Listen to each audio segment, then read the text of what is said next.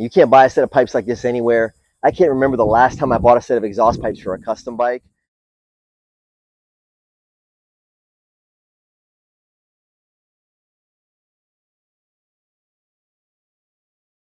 Hang out with me for a few minutes while I show you how I make a set of these things. As promised, some deep fabrication work here. I'm going to fab up a set of exhaust pipes for this Panhead chopper. The way I do it's the way I've done it for over 30 years. I love making pipes, one of my favorite things to do. So stick with me while I whip these up.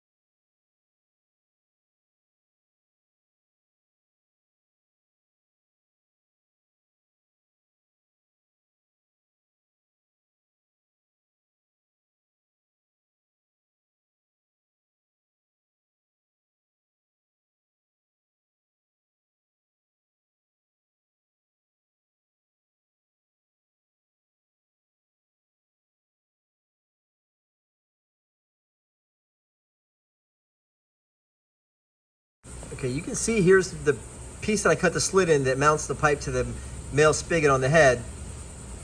Then here's a piece of 2-inch pipe that I slipped inside of it. This is my 1 3/4 inch exhaust pipe. The little sliver shim that I cut out of sheet metal on the throatless shear.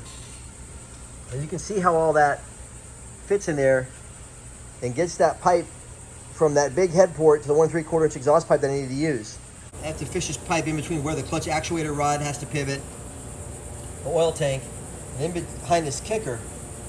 And I also want it to sweep up in the rear, because there's going to be a pipe that runs above it that's going to sweep up and turn out right under this frame here. So this is pretty tricky.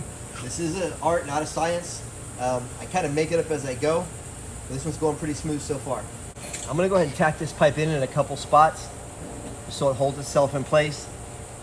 I always work from the head to the rear of the bike. I've seen other people do it the other way. I can't do it like that. This is my way. That's how I've always done it.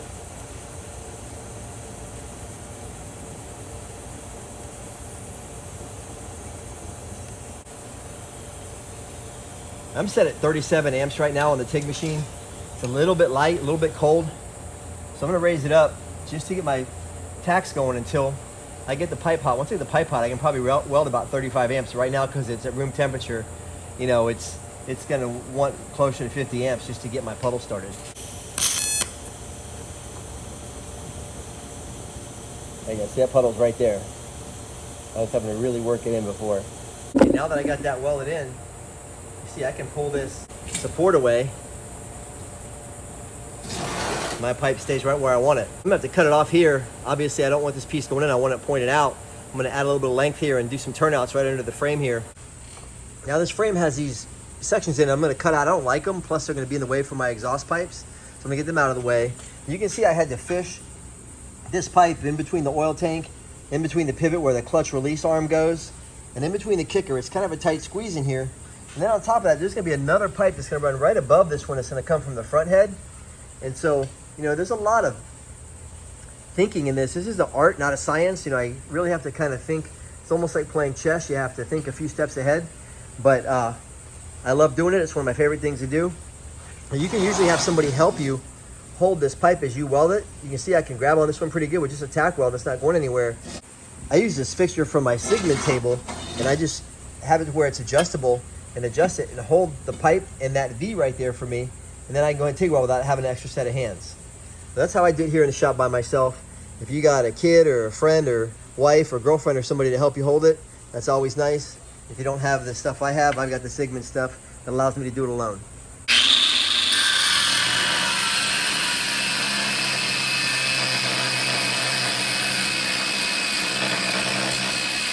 This is going to be the end of my exhaust pipe. I'm going to weld it on right about here. It's going to kind of right up at an angle. It's obviously going to be in 1 3/4 of an inch because I got to cut this piece of pipe off, but it's going to go in here. It's going to ride right up under the frame and dip out. I may cut it a little shorter here on the end, or maybe do a slash cut. The other pipe from the front cylinder is going to ride on top of it. So I got to kind of figure out exactly how this one's going to ride. But anyhow, I'm going to go ahead and mark this pipe right here where I'm going to cut it. I'm going to cut a little bit long, just in case I want to come back in and shorten the pipe. I can tack it together. So when I weld everything together right now, I'm just tack welding. In case I need to break it apart and redo it, the tack welding just allows me to cut 2 or 3 tack welds on each joint and come back in and redo everything. If I fully weld it up, then I have to cut that entire weld out, and I usually lose about 1/8 of an inch of length, 3/16 of an inch of length that way. So I cut long this way. It always gives me room to remove more material if I need to, but I think I got it where I want it right here. I marked it with the Sharpie. I'm gonna take it over to the cold saw and cut it, and then I'm gonna set it all up here, and then I'm gonna weld it together. I changed my mind about this cut. I'm gonna cut it with this pipe cutter instead of the cold saw because of where it's located. It's gonna be really hard for me to hold this pipe in the vise. So I just go around with the pipe cutter, get myself a nice straight cut.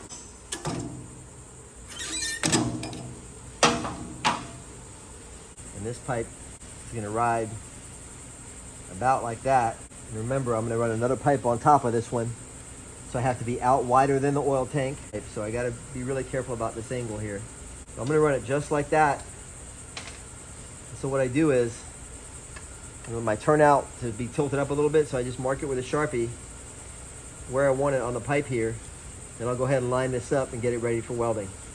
Okay, I think I've showed you guys this before, but when I'm fabricating, especially a set of pipes, instead of having to go from the motorcycle lift out to the welding table, I've got a piece of 1-inch thick steel plate I put on my table here, and I just use it to kind of weld locally here on the workbench. But you don't have to have 1-inch thick. You could have 1/4 inch thick or 3/8 or whatever. I have a piece of aluminum plate I use sometimes too, but what's nice about this is, especially when you're welding pipes, is you got a ground. And when you attach the ground cable to the exhaust pipe, the weight of the cable wants to pull the pipe around. I take my ground cable and I just lay it on my table, and so I've got a good ground right there. I'm using these fixtures from my Sigmund welding table right now to hold everything in place. And now I'll just come in with the TIG torch, I'll tack this joint together, I'll put the pipe back on the bike, and if I like where it's at, I'll sit it there and I'll start making the other pipe to match it. And then once I'm happy with everything, I'll take everything back apart, finish weld everything, and I got a set of pipes.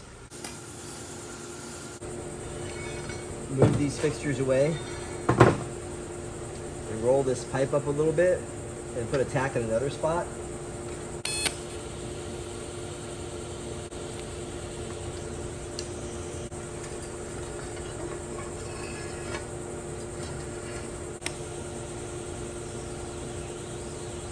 So here's my rear pipe tack welded together. I'm going to slide it onto the head and kind of get it up where I want it to ride in the bike, and put this clamp back on it just to hold it for now, just to hold it in place. It gives me a good idea of how that pipe is going to run. You can see it's got a good bit of upsweep here. It's going to become more evident when I put the front pipe on it. So I'm going to start working on that front pipe right away and try and get these done within the hour. But there's my rear pipe all tacked together, mocked up on the bike. Now I'm starting on the front head. You can see I've done the same thing on the front head. I've replicated everything on that rear spigot. So I've got all that done here. Now I'm going to start myself with a good tight bend. I got to come right out of this head. Bam, sharp 90-degree turn here, and real tight around this ignition timer. I got to keep the pipe in close so it doesn't get in the way of his foot on this foot control here, or burn his leg, and it's going to run up and dip back down and then dip up again. So this is a pretty complicated pipe on the front here, but it's going to be fun making it. I'm going to have fun showing you how to do it.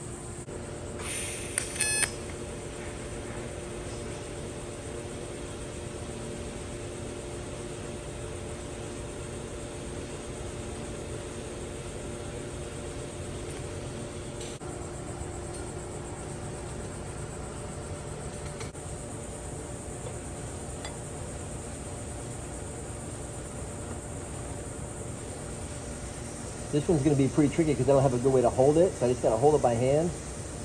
and try and get a good fusion tack weld in here.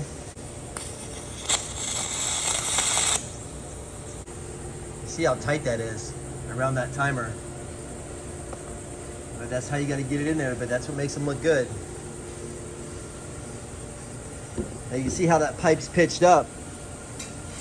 I'm going to weld this pipe to it, come up under the carburetor, and then come back down next to that pipe behind the kicker cover and slip between that kicker cover and the oil tank and right out to the rear of the bike.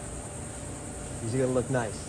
Pretty cool angle here. You can see how those two pipes are both sweeping up at basically the same angle on the bike. The front one's going to go up, it's going to dip back down, then sweep up again.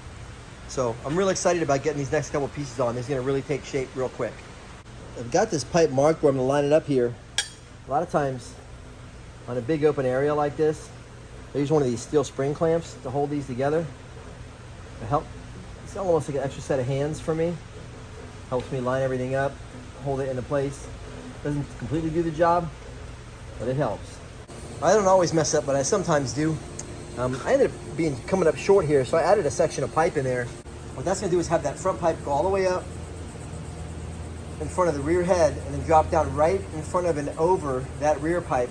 It's going to allow me to line these two exhaust tips up at the end, and it's going to look really beautiful. I'm 5 pieces in on this front pipe now. The rear pipe is really only 2 pieces of pipe, but the front one's 5 pieces. It's the hard one. But I got this 5th piece all set up in here, ready to be welded.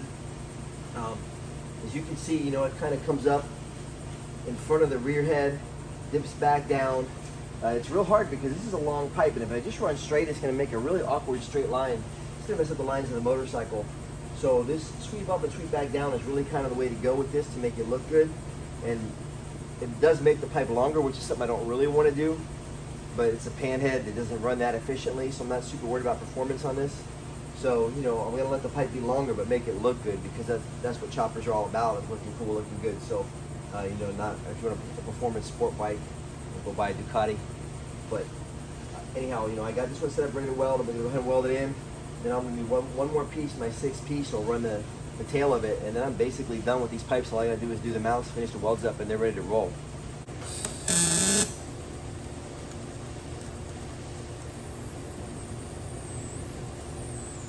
Right, so one more last little piece to go here, which is going to be this tail piece. Now this one's cut long.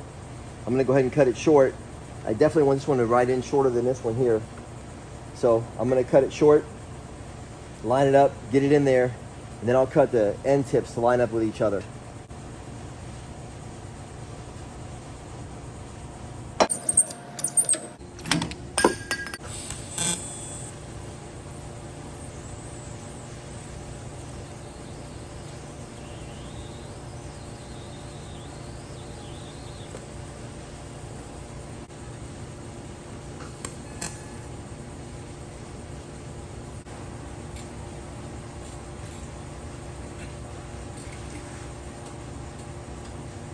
Then to line up these 2 tips, you see I got this one to cut at more of an angle. I like it how it's like a really stubby slash cut.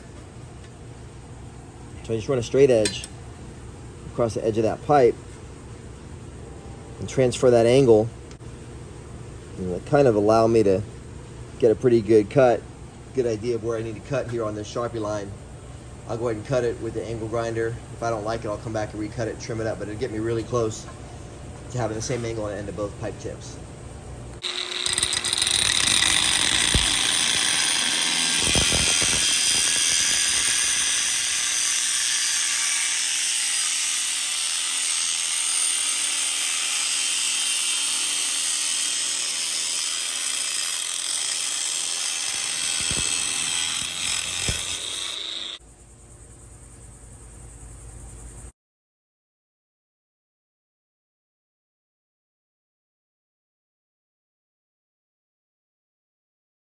I got the pipes all fabbed up on the Panhead chopper, one step closer to being done. You can't buy a set of pipes like this anywhere. I can't remember the last time I bought a set of exhaust pipes for a custom bike. I lost out of what's called bending mistakes. So all these bends are parts of bent pipes that slip in the mandrels when they make headers for cars, for race cars. The pipes will slip in the mandrels when they're being bent, and so these are mistakes that they can't use because the pipes have to fit exactly into a collector. So they'll sell me the mistakes that they have. I cut them up and make my own exhaust. I've been doing it this way for years. Just love doing it this way. So get yourself a set of bending mistakes. You can buy exhaust pipe kits too online. I see them all the time, but I just buy the mistakes because they have funky bends. Everything's really random. Sometimes I'll go online and buy a donut or a 180-degree U-pipe or something like that. But generally speaking, I just buy the mistakes and use what they give me and make it all work. There's no recipe for this. You just got to kind of be able to figure it out and know what you're doing. I've been doing it for over 35 years. I think the first custom part I ever made for my Panhead back in the early 90s was a set of exhaust pipes.